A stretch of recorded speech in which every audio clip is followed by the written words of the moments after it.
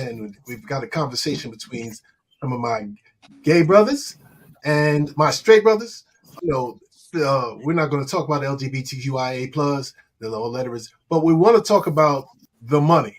Christopher, I'm going to ask you, Christopher.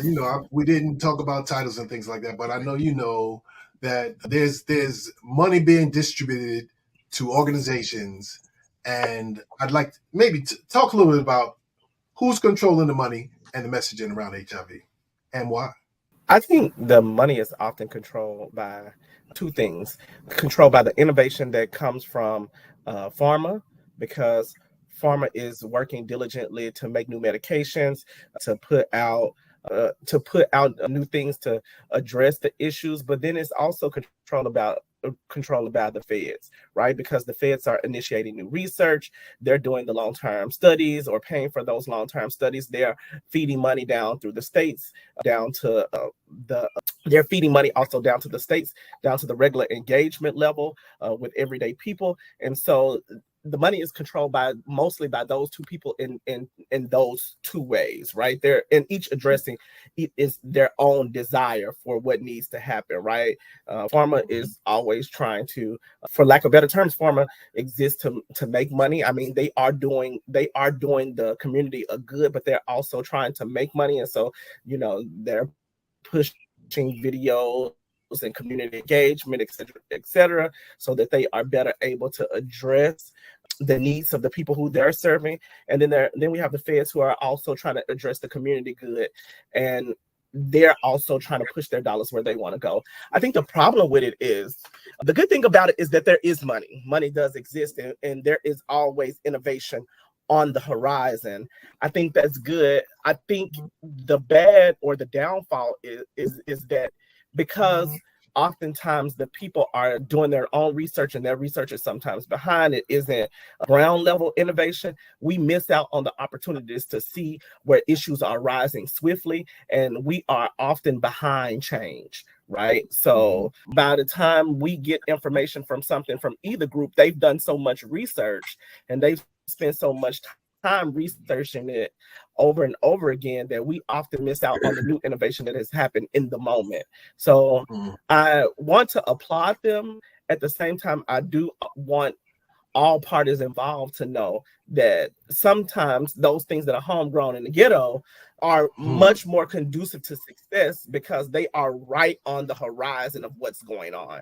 And we've got to be aware of that. Some of the best interventions are on the streets right now, and they're being created by people who are just looking to address whatever situation is going on in their local communities. And by the time they get a gazillion dollars worth of funding, that issue may not even be the same issue anymore, or we might not even need to address it in the same way. So we need know what? They're a little slow. They are a little slow. They are definitely a little slow, Christopher. And not only that, but organizationally, that's exactly right. And we're grateful for the money, but as it filters down, because of the fact that the virus was affecting the gay community, and you advocated for it in the beginning, most of the positions of influence are held by gay black men and white men, but mostly gay men. And the messaging and people, and I watch all the time with the farmers are always centered around the gay community. And never, you never see any images reflecting. Am I true about that, Jamal? I see you shaking your head.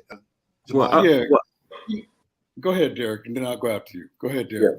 One of the things you said, Reggie, I always go back to 1994 when HIV and AIDS was the #1 killer of black men in the community in the United States. In 95, the narrative changed. And nobody woke up to it like this is what's happening to black men. It wasn't gang violence, it wasn't overdoses, it wasn't drive-by shooting. HIV and AIDS was the #1 killer of black men in America.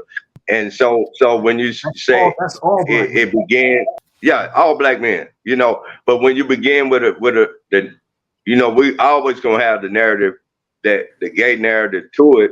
But then we never know how was it affecting our community. How was it affecting straight black men? And so that's a narrative that hadn't been brought to the forefront. And I'm gonna say this. I'm gonna be quiet. It's just like with the dandelions. You know, they're recognized now. But what happened to all of these black boys that was born HIV positive? Did they all die? Did they finish high school? Did they finish college? Did they become electricians? Did they become computer geniuses? We don't know what happened to these black boys that were born HIV positive. Mm-hmm. And I can see it in your eyes, Tim, that we talk bisexual. It doesn't matter what your sexual orientation is. If you're a black man and we're all dying from HIV. Yeah, I would say for me, and I hope I don't step on nobody's feet so I get anybody in their feelings. It goes back to the beginning. Like we're all black men. The only difference is how we choose to have sex, or who we choose to have sex with.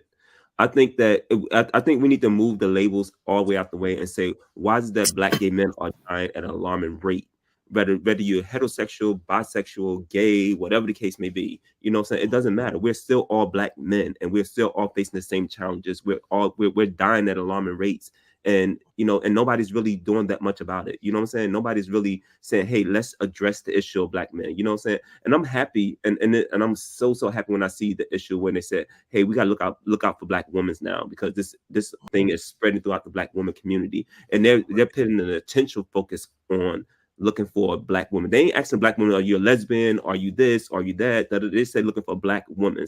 And we need to change the language around black men too. And we need to say black men, regardless of how they identify sexually or whatever the case may be. None of that really matters. You're still a black man and you're dying at an alarming rate. And HIV stigma is still serious in our community that, you know, I test people on a regular. I don't really necessarily do it as much as I used to do it, but I have community events out and we test people, and black men always say, oh no, I think it's the end of my life. And I'm always telling them, listen, look at me. When you came up, walked to me, you didn't know I was HIV positive. I've been living with this HIV virus for a long time, and I'm thriving and surviving and making my life. So there is an opportunity. You know what I'm saying? There's some things you may have to do differently. Yeah, you have to disclose and do all these other things, but you are still a black man and you still have power. You are king. You know what I'm saying? We got to start talking in those type of languages and uplifting each other. And regardless of where they at on the spectrum, whether they gay or straight, whatever the case may be, you're a black man first, you know? And we don't start looking at things in that manner. Like, we're just going to lose the whole focus, and everybody's going to still go into their own silos. Like, I'm only going to worry about the gay man. I'm only going to worry about the heterosexual man. I'm only going to worry about the bisexual